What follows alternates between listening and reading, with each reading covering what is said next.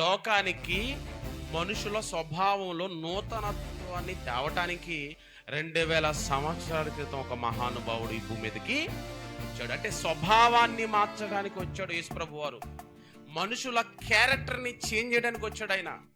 అప్పటి వరకు ఎవరికి సాధ్యం లేదండి, ఎవరికి అసాధ్యమైనవే. వారి క్యారెక్టర్ని మార్చుకోవాలంటే, నూతనత్వం వాళ్ళ స్వభావంలో రావాలంటే అసాధ్యమే.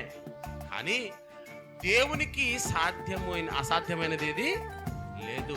కనుక స్వభావాన్ని మార్చగలిగే దైవ కుమారుడు యేసుప్రభు వారు.